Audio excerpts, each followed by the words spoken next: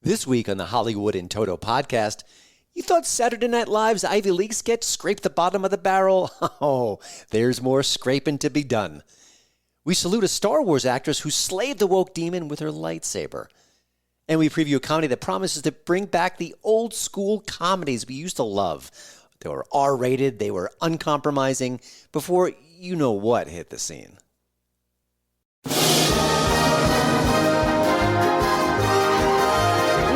Welcome to the Hollywood in Toto podcast. Entertainment news and reviews without the woke Hollywood narrative. Free speech, free expression. Now that's entertainment. And here's your host, award-winning film critic, Christian Toto.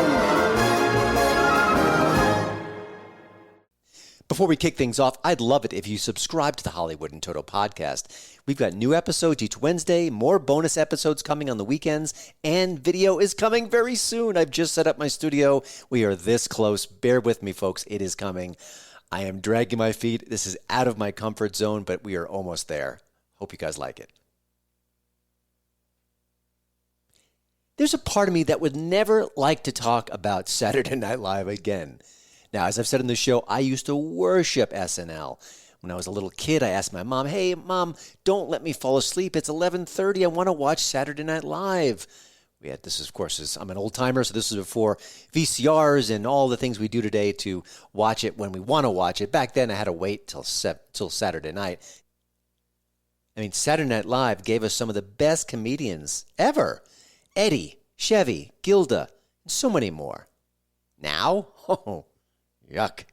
You know, it's funny, one of the things that I don't think people talk about enough is that we don't get big movie stars from Saturday Night Live anymore. Listen, Kate McKinnon is very talented. She's been in films, but she's not anchoring movies like Eddie Murphy used to do, like Chevy Chase used to do. Not happening. But I digress. I thought the show hit rock bottom a few weeks ago. They had that classic, and I mean that in the worst of ways, sketch involving the Ivy League presidents. Remember, they couldn't quite say that calling for genocide against the Jews was either bad or maybe not appropriate on their campus. But rather than expose them for the moral rot within them, they made fun of the GOP congresswoman who exposed the moral rot within them. Unbelievable. I mean, could the show get any worse than that? And this is an election year, so I'm going to say yes, but they've already gone there. They've already embarrassed themselves. Over the weekend, the show attacked who else? Donald Trump. Again. They don't need Alec Baldwin. They can do it without him, and they do it week after week after week. And it's certainly no problem to make fun of Trump. He is very mockable. But never mind the fact that he isn't president. Joe Biden is president. And President Joe Biden had not one, but two epic verbal meltdowns this weekend. Here's just one of them. Buckle in. The beer brewed here, it is used to make the brew beer in this refinery. Oh, Earth Rider, thanks for the Great Lakes. Now you hear that and you think, well, Saturday Night Live is going to have a field day, right? No, that's the old Saturday Night Live. The new SNL, well, they have to target Trump any way possible. So they said that he is losing his mental faculties. Now, Trump is a little younger than Biden. I think he's about 77 to Biden's 81. They clearly are in different mental health planes at this point. Trump may stammer a time or two. He may jumble a word or time or two, but he seems pretty sharp for all his flaws.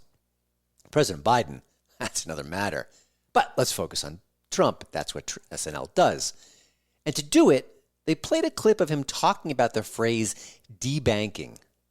Now, if you don't know that phrase, it's what Canada did to the truckers who were protesting those lockdowns a couple of years ago. It's what Nigel Farage has suffered in England.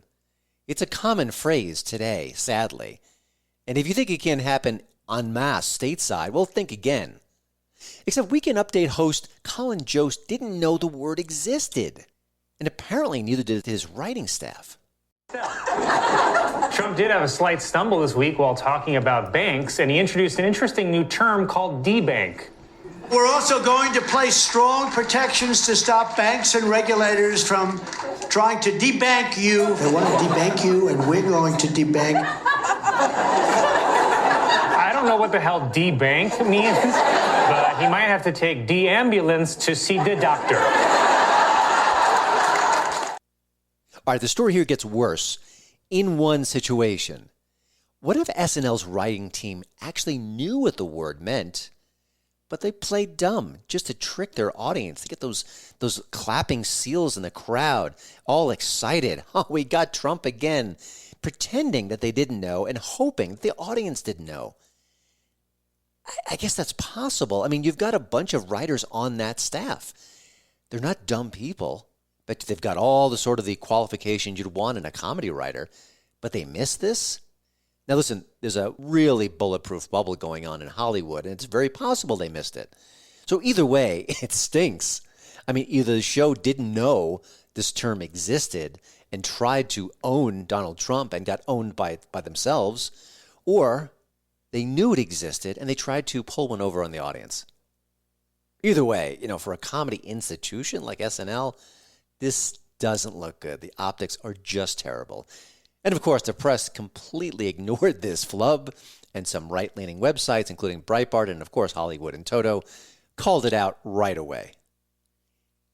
Speaking of calling it out, it's time for SNL to call it a day. The show's over. Listen, I know next year's the 50th anniversary, but this show is done. Shut her down. If you do that, maybe I can stop talking about it and start remembering the good old days, because they were very, very good.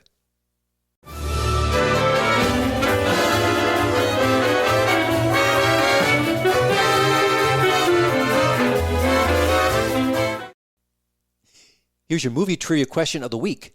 Name the actors who have played Fantastic Four's Reed Richards on the big screen so far. The answers at the end of the show. I don't know about you, but I am sick of stars and people in Hollywood trashing the fans. The people who make them famous, make them rich. Now, they don't often do it directly. They don't call up Joe Smith, for example, and say, "Hey, Joe, how come you didn't love Saltburn? It's a great movie." It's not. But they trash their fans in general. They throw out terms like sexist or racist or some other ist, some other nasty ist. They love the ists.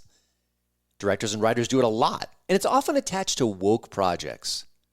If you don't think that Star Wars is amazing, well, maybe you hate women, or you're a racist because there's a black actor in Star Wars, even though there's always been black actors in Star Wars. But never mind that. We don't think about consistency here. Just a recent example, and this one really burned my britches. The woman who's in charge of the new True Detective series, this is season 4, she attacked the fans after the show bowed en masse. Her name is Issa Lopez, and she sent out a message after the show debuted. Well, it turns out on Rotten Tomatoes, I think the reviews from critics, the professional critics, sky high, maybe in the 90% range. It's good. And the audience at that time, because it has critics and audiences weighing in, gave it maybe roughly a 71% fresh rating. That's pretty good.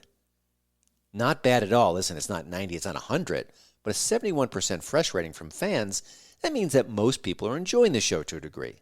Well, Lopez was angry, clearly, and this is what she sent out on social media. So, if you liked last night's episode of True Detective Night Country and have a Rotten Tomatoes account, maybe head over there and leave an audience review. The bros and hardcore fanboys of Season 1 have made it a mission to drag the rating down, and it's kind of sad considering all the 5-star ones. Hey, Issa. You. I saw episode 1. I was buried in woke. I haven't been back since. I may go back. I'm curious to see how things progress, if the show shook off all those woke sentiments. Maybe it gets better. Got to give a show a chance at times. But you know what? After that first episode, they had plenty of reason to say, this stinks. And that's why this news nugget made me happy. Daisy Ridley is the anchor of the most recent Star Wars trilogy. She played Rey. And while those films broke a lot of people's hearts, including mine, my Star Wars fandom is over officially. I don't think it was her fault. She's a good actress. Just the movies weren't very good. And we don't have enough time. There's not enough time to go over all the reasons where Star Wars has gone astray in recent years. But once again, some of the show's creative team, again and again, have been blasting fans for not loving the new films as much as the original trilogy. It's our fault. You're racist, you're sexist, you're all the ists, you name it. That's your fault. And that's what Daisy Ridley recently said was so welcome and refreshing. She was on the Today Show recently, and they were trying to get her to expand on this Star Wars fans are sexist, the fandom is toxic, all that nonsense. Well, she didn't take the bait. Instead, she said exactly the opposite, and what I would say is the right thing. I think my take is things got blown out of proportion, and the interactions that I've had with people have been nothing but wonderful and supportive, she said. She continued, and honestly, the day that we announced I was coming back, you cannot imagine the joy and goodwill in that room, she said. I've only ever been embraced, and I think we're going to make a great film for people. That film, by the way, is Star Wars New Jedi Order, which allegedly is coming soon. We'll have to wait and see. We've seen a lot of Star Wars projects come and a lot of Star Wars projects go. But why is what she said the right thing? And I'm being subjective, of course, it's my opinion, but I think I'm right. Well, first of all, it shows gratitude. Who knew who Daisy Ridley was before the Star Wars trilogy? This put her on the map. She's getting lots of other roles. She is a working actress, and she will be for quite some time. Now, she isn't painting all Star Wars fans with a broad, ugly brush. That's good, too. It's also good marketing. Listen, I don't really have a lot of interest in a new Star Wars movie at this point. I am broken. The Last Jedi did it. I don't want to go there. My therapist says I shouldn't. It isn't the same anymore for me. And again, a lot of people feel the same way. But after I heard her say that and heard her be positive and upbeat, not just toward the fans, but hey, we're going to make a good movie. I hope you see it. I started quietly rooting for that new film. What she said was simple, it was sweet, it was direct, it was kind. Listen, I don't even know if she means what she said. It's possible she's just towing the company line, but it's the right thing to say. For one day at least, with Daisy Ridley, a.k.a. Rey, the Force was strong with her.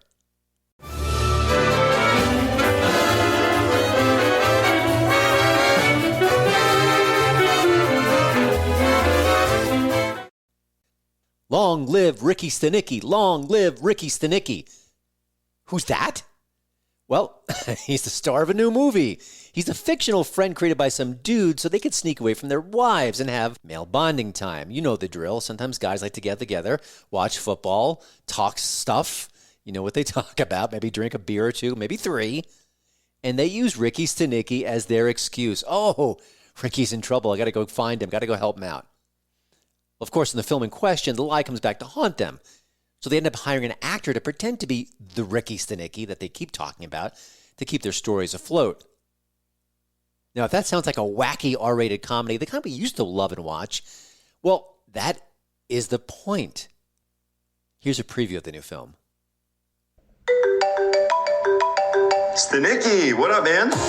Are you serious? Have someone call me when you get out of surgery, all right? You should drive out there. Ricky's been there for you guys your whole lives. The devil's in the details, my friend. It worked. Atlantic City, here we come. What we got? Ricky's cancer's back. Why does it have to be cancer? Won't everybody get worried? Yeah, and that's going to take us right into the World Series.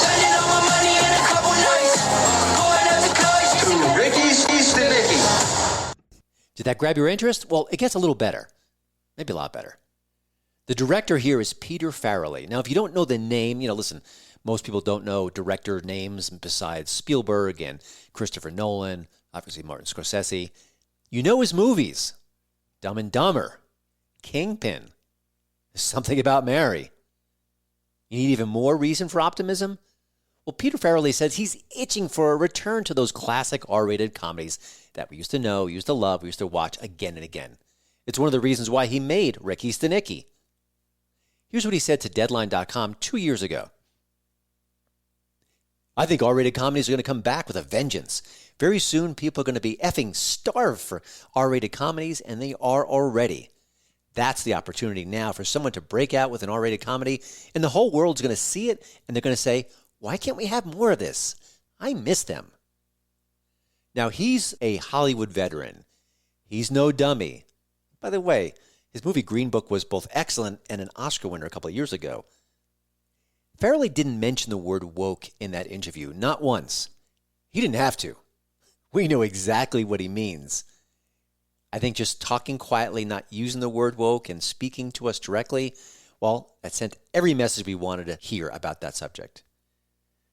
So let's hope Ricky Stenicki, playing exclusively on Amazon Prime starting on March 7th, is the next Old School, or Step Brothers, or The Hangover, or just one of those classic R-rated movies that we used to love If not, it could be an even longer time before we get another great film comedy. And that's not funny at all. Alrighty, let's get to that trivia question. Which actors have played super pliable superhero Reed Richards on the big screen? Well, you had Ioan Gruffudd in 2 underwhelming Fantastic Four movies. You had Miles Teller once in the ill-fated Fantastic Four reboot. And then just recently, John Krasinski, Jim from The Office, he played Reed Richards in Doctor Strange in the Multiverse of Madness. Just a cameo, but it was a tease for what could happen next. Except, if the early reports are true, it won't be John Krasinski, it'll be Pedro Pascal who's playing Reed Richards in the next Fantastic Four reboot. If at first you don't succeed, try literally and try again. Well, that's it for the show this week. Thank you again to Radio America for having me as part of their great lineup of podcasts and radio shows. And while I have your attention, I hope you'll drop by HollywoodInToto.com. I update it 7 days a week, no rest for me. It's got news, reviews, commentary, everything on the wacky world of Hollywood. It is the right take on entertainment since 2014. See you next time.